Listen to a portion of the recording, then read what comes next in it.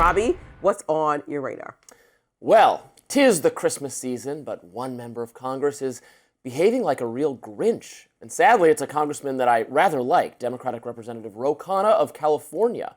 Khanna is an independent-minded and reasonable Dem who wants to make life better for working Americans, and that's good, but his idea for how to accomplish that is just terrible.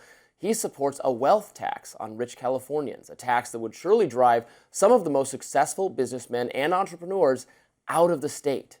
Indeed, Peter Thiel and Larry Page are already talking about fleeing California, to which Khanna responded on X, "I echo what FDR said with sarcasm of economic royalists when they threatened to leave. I will miss them very much." Sarcasm. Say it ain't so, Ro, because you might actually miss the most productive and important cogs in the economy after you chase them away. Now I know some people watching this will say, what's so wrong with this proposal, which has taken the form of a proposed ballot measure for California's state ballot? If it does appear on the ballot and is approved by the voters, then Californians worth more than $1 billion will have to cop up 5% of their assets. According to the New York Times, that means a one-time retroactive payment of $12 billion for Larry Page and $1.2 billion for Thiel. Now, for a coherent argument against taxing unrealized gains in particular, I turn to Khanna, who said this as recently as last year. Let me tell you why I don't think a blanket tax on unrealized gain is a good thing. I mean, let's say you're an entrepreneur. You create a company. It gets to 100 million or 200 million on paper.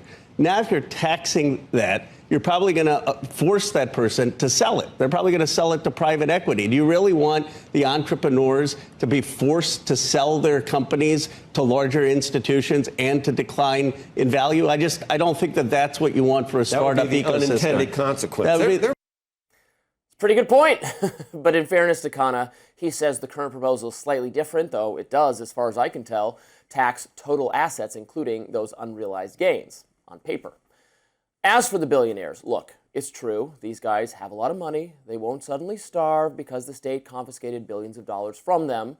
The rich should have to pay their fair share, just like everybody else. But look, a massive transfer of wealth from the most successful Americans to state government coffers is just not a sustainable solution to the problems of blue state budgeting. For one thing, these rich Californians could very well leave the state, head for a friendlier state like Texas or Florida.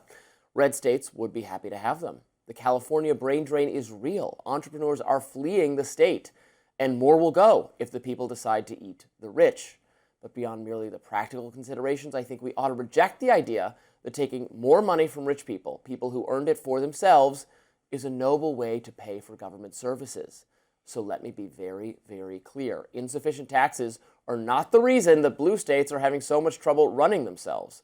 The government takes in massive amounts of revenue that it misspends. The problem is waste and fraud and abuse, and we are seeing that made very apparent in the state of Minnesota, where fraud after fraud is now being uncovered. The latest wrinkle, child care centers that received millions in state funding, even though no actual children are enrolled there, according to reports. Now, we'll talk about that in greater detail a little bit later.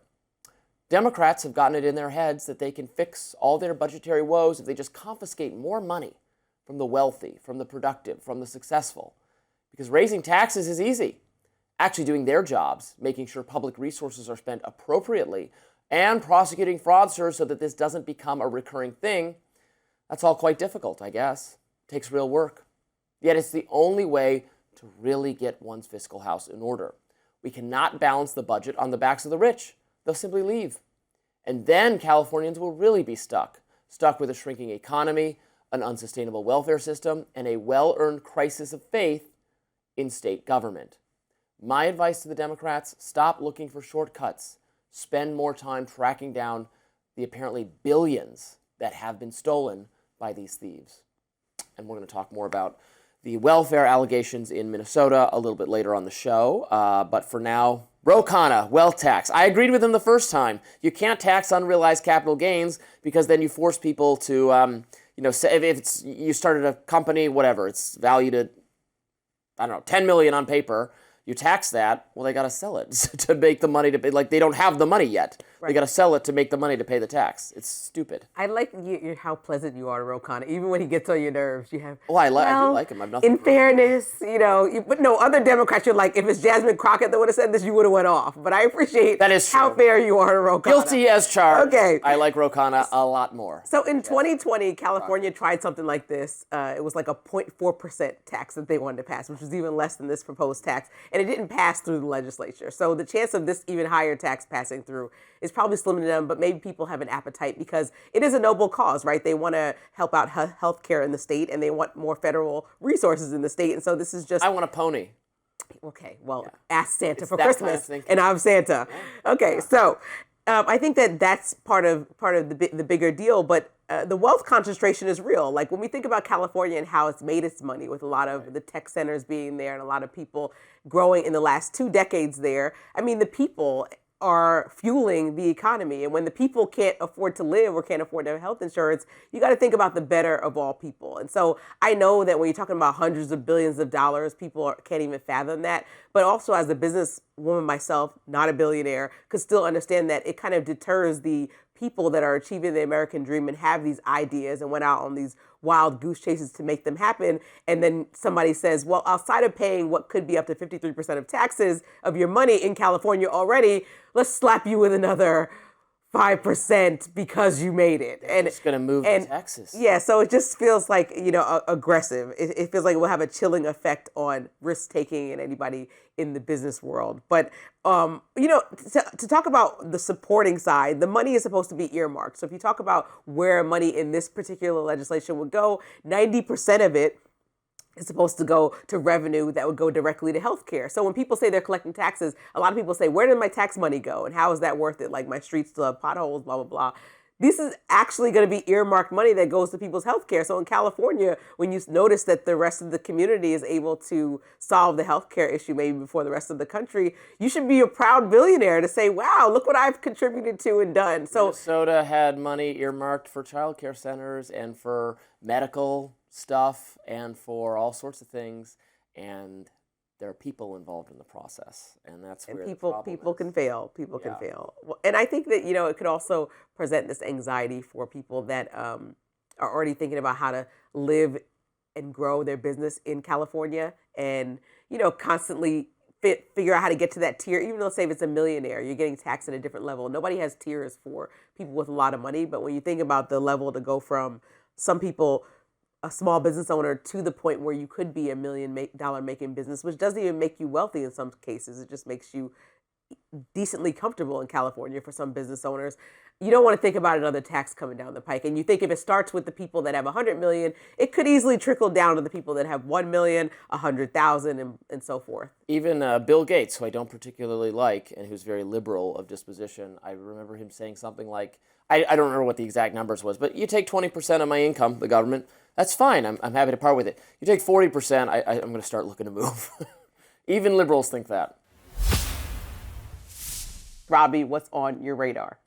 You can probably guess. We're talking about the Minnesota fraud scandal. Most Americans, of course, outraged to learn about this vast amount of fraud committed in that state under Governor Tim Walz's watch. A fraud that involves welfare abuse, Medicare-related schemes, even fake daycare centers that received millions in public funding, even though allegedly they did not enroll kids. Now, independent YouTuber Nick Shirley doing great work exposing this last kind of fraud, and his documentary has been viewed 1.5 million times already on YouTube. And it's only been up for 3 days. Now, in the documentary, he visits child care centers, and he claims that there are no kids being watched there. I want to put my son Joey in daycare. Cause I need a spot to put my son Joey. Yes. Is this your daycare center? No, I work there. What's happened? I just want to put a child in daycare, but all the daycare centers seem to be closed. No one's opening the doors. You work here? I was, yeah. What's happened? Where are the kids? Yeah? It says it's licensed for 74 children. Right here, state of Minnesota. Where are the kids? They got paid $1.26 million in fiscal year 2025. It says they have a capacity for 74 children. When? Where are the kids? Right here. State of Minnesota website. This matter obviously needs to be looked into further. Taxpayers do not want public resources being spent on fraudulent charities or schools or medical services. Obviously, we need to hear the child care center's sides of the story, though it does not inspire tremendous confidence when the word learning is misspelled on the sign. From this daycare center, we headed over to the infamous Quality Learning Center, which actually spells Quality Leering Center on the outside of their sign.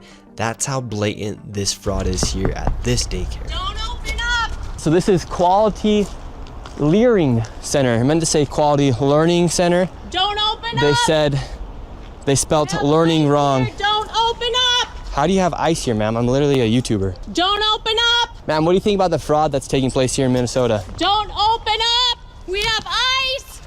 And what do you think about this place being licensed for 99 children? That woman screaming at Nick Shirley and his associate. The associate, by the way, has an excellent Minnesota accent. The other person yelling at them, wrongly accusing them of being affiliated with ICE. Nick Shirley is not affiliated with ICE. He's an independent journalist who has questions for child care centers that receive millions of dollars from the government and don't appear to be operational whatsoever. Something everybody should be mad about if things are as they seem. But notorious leftist streamer Hasan Piker, I guess, feels differently. He wrote on X, "I don't know what kind of fraud Somalis in daycares are doing, but I think it's a separate crime to try and storm with a camera into a daycare with kids in it." Piker obviously didn't watch the video because Shirley did not storm into the daycare. He knocked on the front door. Also, the daycare, at least the one with the misspelled learning sign at any rate, didn't have any kids there. There were no kids at that time. That's the whole point. Now, of course, it's nice to see Piker taking a break from praising communist China as his ideal form of government and whitewashing the atrocities being committed there.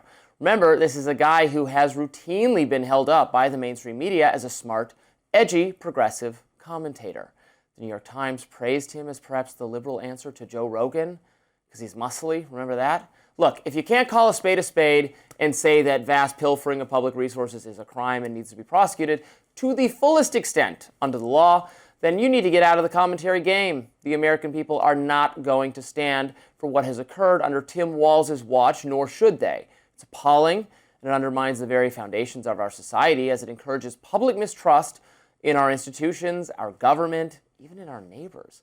No one likes the idea that they are living next to people who will gleefully steal as much money as they can get their hands on. It's wrong, and it's got to stop. Now we know that. Would you enroll your kids in the Leering Center? I can't get over it. I know, it's not right. That's ridiculous. And you know what? It's really important to note that I appreciate independent journalists, and it's really important to allow the Leering Center or whomever else to say whatever their side of the story is, to also track down that these places all receive funding and make sure that that's vetted information, because we have it from the video, but we need to make sure that that all tracks the amounts of money that they were saying. No matter if it's $1, you shouldn't receive funds for something that doesn't actually exist and was just a paper shell to collect COVID funds. We know that fraud was rampant during the pandemic, and it wasn't just Minnesota, but in any rate, it's not the pandemic anymore. And we know that Tim Walz has put forward a task force starting on December 12th to look into stuff like this. A lot of people criticize that, saying December 12th, 2025 is way too little too late. What were you doing all this time? I have a different perspective. I'm critical of his response right now in December, but when I think about his response during the pandemic, he says that he was following federal guidelines that loosened a lot of the restrictions around collecting funds, which opened up more opportunities for fraud. So I'll give that leeway to all governors and leaders during the pandemic that were trying to urgently respond to a dire circumstance. But after you hit like 2022, I think states had to really take some autonomy here to gather their resources and figure out what the plan was, because we got a little bit of a hold on the pandemic that was taking us all over by storm. Everyone wearing a mask, getting different guidelines and not knowing how to move forward, to a more calm version of COVID where people weren't just, on ventilators every single day, and we had updated news where we couldn't even step out of the house. So I think that governors then had a chance to step away from what federal agencies were telling them and decide what looks best for their states, and even push back in instances like this so that we don't have this much fraud committed. I do think that Democrats could easily respond to this in a very direct and serious way and say, one, fraud is wrong. Anybody of Somali descent, anybody of American descent, anybody who committed fraud during the pandemic or afterwards should be prosecuted. On the second hand, they should also say President Trump's response to the Somali community as a whole is not the right approach. And that is leading all the way into the side of racism, which we don't want to do, and that's not America. And they should just be able to say those things. They should also be able to say that Minnesota is not the only state that experienced massive fraud during the pandemic, and point out that if we do start opening these investigations, which we should, make sure that we're looking at states across the country and make sure that everybody, and there's been millions and millions of dollars and people, not people, but millions of dollars associated to people that have been prosecuted already that should continue to be prosecuted. It's not like they can just get away with this forever. But those three things should be on Democrats' list of pointing out to say that we can talk about all these things and not just run away from it and say, well, maybe there are kids in the daycare. Maybe there are, and then we do need reporting about that. Well, but right. Don't. Yes, the information I was looking at this morning suggests to me that it's possible that some of those daycares just didn't have kids there because they actually had been closed down by the state recently. But it looks like, based on the paper trail available, it does look like they were continuing to receive funding despite being closed. So I'm not sure so the continuing to receive funding is probably the more fraudulent aspect. Right. But now also people in that video say, well, nobody's ever been in that daycare. Now, who knows? There can be false witnesses who say things that are incorrect. Like the one that's screaming ICE, right? It could be right. Everyone in the video could be. And I don't want to just take I don't want to take the word for it of a single. It doesn't matter to me that he's not a professional journalist. That's fine. Amateur journalists can do great work. They can do great work. Going outside the system. So the work should be judged on its own merits. I think it's impressive and it's interesting. It requires obviously further collaboration so that we're not getting taken for a ride. I'm not saying we're getting taken for a ride, but I do want to verify and make sure more. But what I'm learning from the information I'm processing is that it looks like they were still getting the money despite not being open, which is the exact kind of fraud that now the feds are going to come in and investigate, and that seems totally appropriate to me.